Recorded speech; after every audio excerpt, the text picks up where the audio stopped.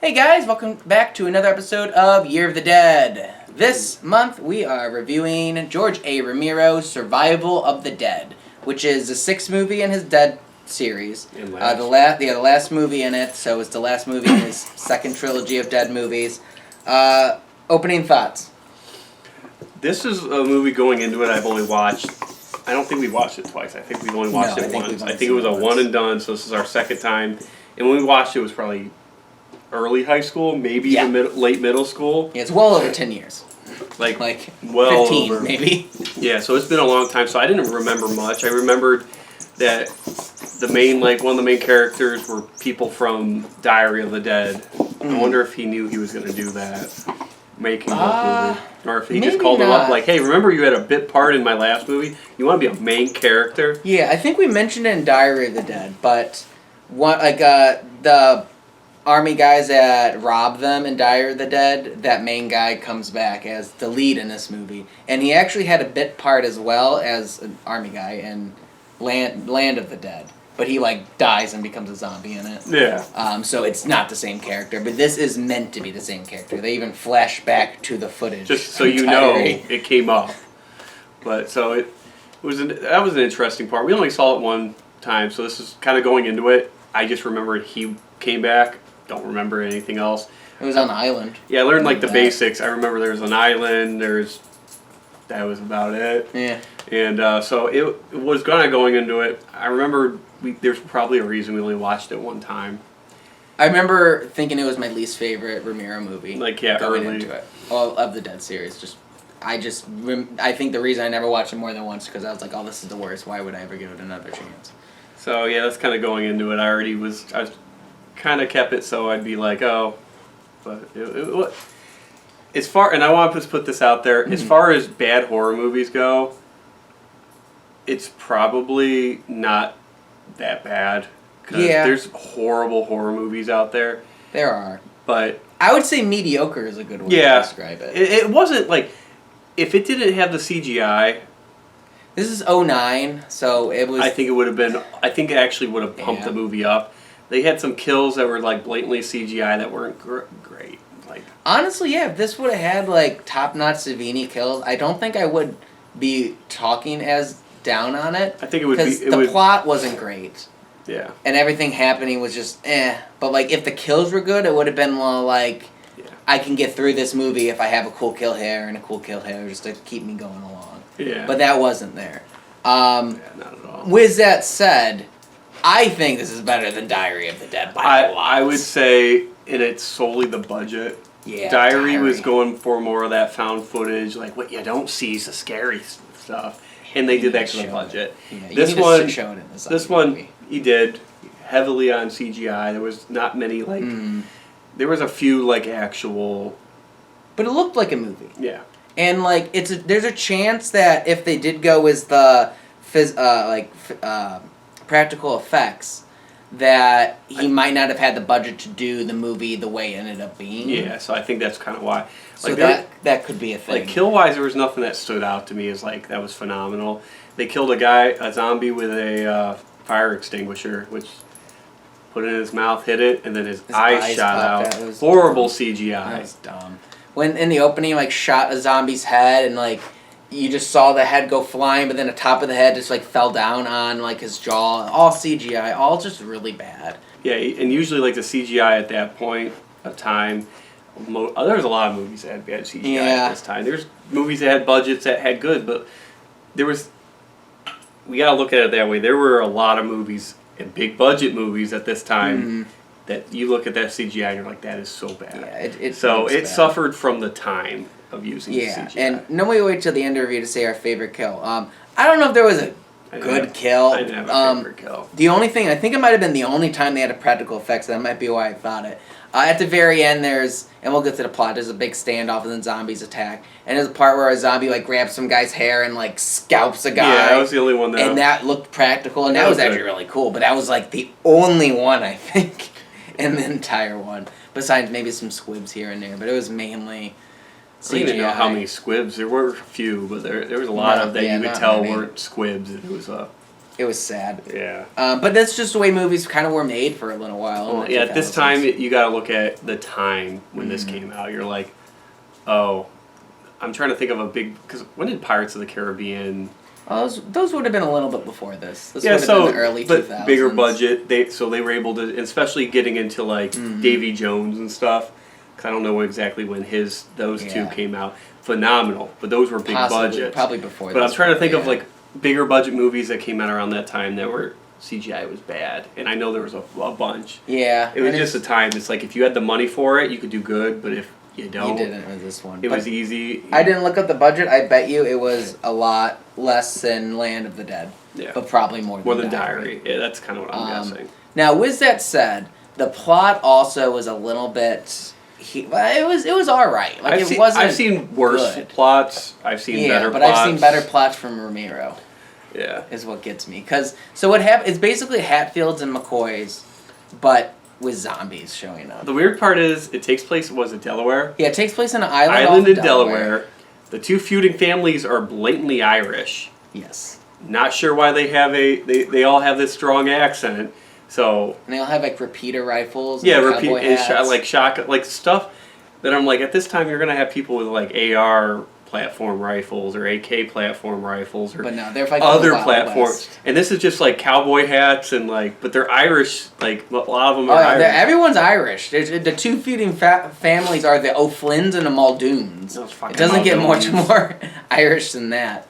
But yeah, basically the whole thing is one family wants them to kill all the zombies, which to me it makes sense. Like everybody in every zombie movie. And then the other family's like, nah, we need to keep them alive. And then the ones that want to keep them alive kind of win the argument, and they kick like the leader of the other ones off. So inadvertently, after some shenanigans, that family, like the head of that family, teams up with the military guys from Diary of the Dead. So I guess he put out this like video saying like, hey, the island's like safe, you come here, and he's I guess just bussing people over there to piss off the Muldoons. But yeah, so that one guy, the guy, he isn't great. He's taking everyone's money and just shipping them that way. But like, at least he's not murdering innocent people, which the other family does. So they want to keep the zombies alive, but they want to kill outsiders. But then they also start killing zombies. And it just becomes like a mush of a movie. Yeah, and it was just like, oh, well, then somebody's like, why are we killing them? I thought we were supposed to keep them. And they were like, well, if they're not showing promise. It's like, but you never said that. And then we're already halfway through the movie. The Flynn guy later, he's talking about my daughter. You see the daughter, and then you find out there's twin daughters. But you didn't care about the other twin. You think he would just be like, my twin daughters. Or daughters was an S. Yeah. No, he only cares about the daughter. Which one? It was a weird way to bring it, like, talk about her when there was actually, like, twins. They just wanted the... They wanted the, like, oh, no, yeah, see? there was like, oh, no, there is another person that looks just like her. And she's one of the daughters has turned, and she's riding a horse as a zombie. Just riding. Yep. Just over all around the island. Makes you wonder, like, did she die on the horse? And I thought maybe they put like a chains and stuff so she wouldn't fall off. She's just holding on to the reins. She's just holding on to the reins. Doesn't fall off ever. The horse goes and like probably naps eventually, and she just stays on him. It's such a weird. It's weird because we talked about before. Romero zombies always have like random items in their hands. Which is hilarious. This one's literally on a horse. Yeah, no, it takes us to a whole nother level. Just feels like a weird.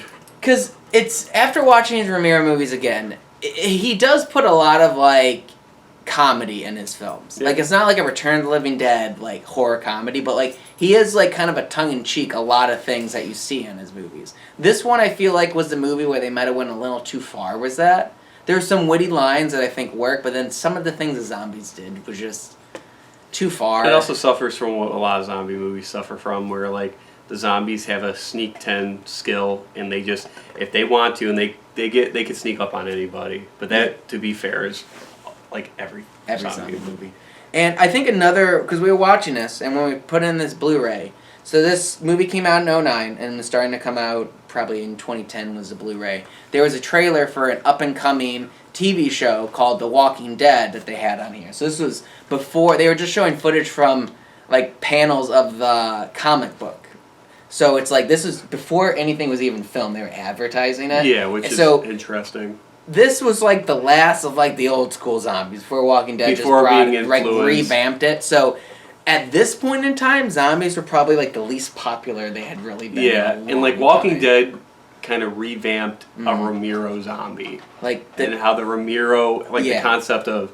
Because Dawn of the Dead and 28 Days Later, it was it was the modern zombie. This was the last of the old school. Yeah, and like Walking Dead, I consider them Romero zombies because you die, you become a zombie. Mm-hmm. That's just how it is. And originally The Walking Dead was almost called Night of the Living Dead because the name was in the public domain and they thought it would have been a good way to get people to read it. They made the right call not doing that, but I get where they were coming from. So it was almost part of. We would almost have to watch every episode for this show, but we don't. So with that said, yes. Here's how I would rank Romero's Dead movies. And then we could do the same when we get to the end of Return of the Living Dead. So from best to worst, or maybe not even best to worst, from my favorite to my least favorite. Yeah. I would probably put Dawn of the Dead, and Night of the Living Dead, Day of the Dead, Land of the Dead, Survival, Diary. And with that being said, on a separate day, I don't know, maybe I might want to put Land over Day. Because I think Day had the biggest promise, that was the only but I don't think it delivered. That was the only thing I would change in mine with yours is Land and Day. I might split that. Because I think I like Land more than Day. Yeah. Because I remember going into this, I always liked Day more than Land. But now, I feel like I want to go back and watch Land more than I want to go back and watch Day. Yeah, because Day just had a lot of promise of the practical effects are great. Yeah. But yeah, the plot, I don't think the budget was there. I'd put Land before Day. Land was just kind of like... I felt that way for a while. Funny. So... Yeah, I would say that. Land of the Dead was pretty good in the second trilogy, but Survival and Diary kind of whiff it. Yeah. In the grand scheme of his series. But Dawn of the Dead I'll definitely put at number one. Dawn is first. That's to me the most rewatchable. I mean, I could see an argument for putting the first two in line, switching them up. Yeah, I can see that one too. I think I'm pretty firm on Dawn over Night of the Living Dead. Yeah, Night of the Living Dead. But Night does have its merit. Yeah, I could see why somebody might put that as first, because that's up there. But I don't see how those two wouldn't be the top two. Yeah. I don't see Land or Day even coming close. No, none of the others come close. So. And then very clearly Diary and Survival are the worst. Yeah. Diary is a lot worse than Survival. So and like I said in there... That changed my opinion. I'm not a big fan of found footage. I get why people like it. There's potential. I've never been a fan. They didn't really do it in this, but like a lot of found footage, it's like... Yeah. And it kind of makes me feel sick.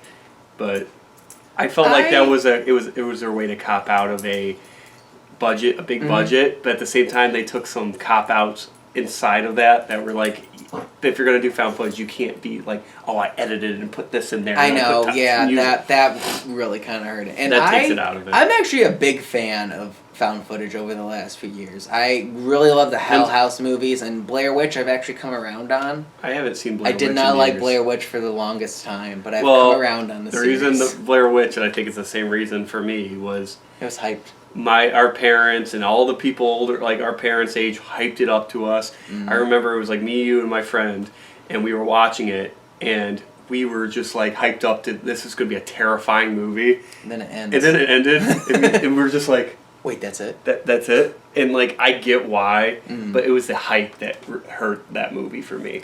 Yeah, and I know this has nothing to do with the Dead movies, but my take on it is, I didn't like, from what Shane said, I did not like the Blair Witch Project, because I feel like it was just, nothing happened. But I have since watched, like, all the documentaries, fake documentaries they made for the series, and there was like 4 or 5 of them. Which is awesome.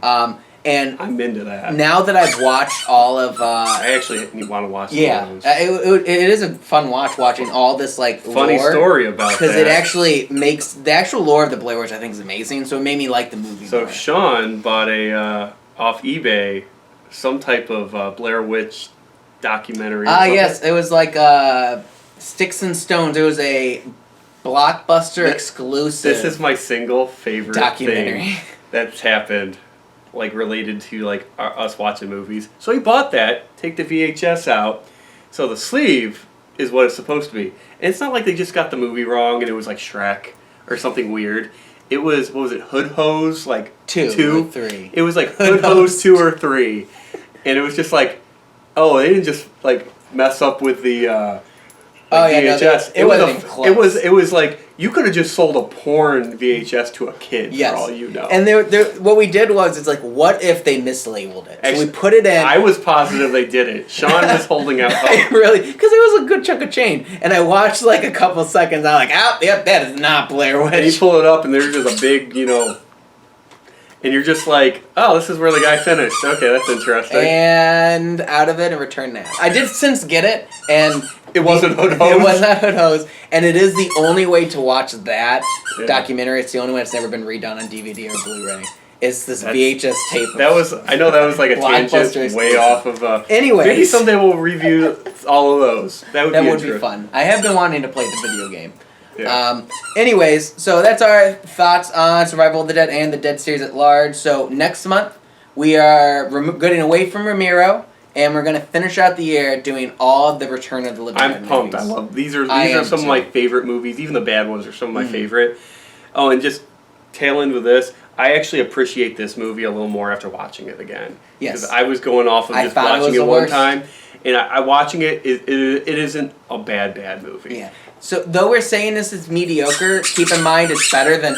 Emmy, you are going nuts on that toy. Keep in mind that it is a better movie than we thought it was. And it's better than Diary. So I thought this was like bottom of the barrel. In hindsight, it was better. Diary was worse than I thought. And I'm sure at some point we'll get to bad zombie movies.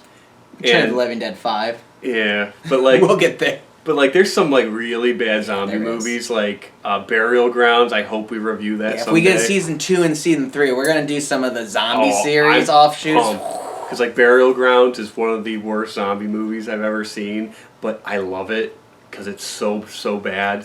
And trust me, if we review it, I have a lot to say about it. And I'm sure rewatching it, I'll have a lot to say as well. So I did actually appreciate, I think, Diary and this a little bit more after rewatching it as a, not the worst we've seen. It could have been a lot worse. And as far as like bad horror movies go, they're not horrible. I would like if somebody's like, I'm in the zombie movie, I'd say watch them all. Stop squeaking. If you're like doing like we're doing like a Romero marathon, like I would say it's worth watching that. I don't see anyone ever just picking this movie up and say, hey, do you guys want to watch Survival of the Dead? If this is like your first Romero movie, you'll probably never watch. But like if it wasn't a Romero movie, I think we'd be a little gentler on it. Yeah, but would we have seen it? Probably I don't know. We've seen some crazy ones. We haven't seen too many modern in the sense of this movie's super old. There's not been good ones. No. That's been the problem. Send more paramedics.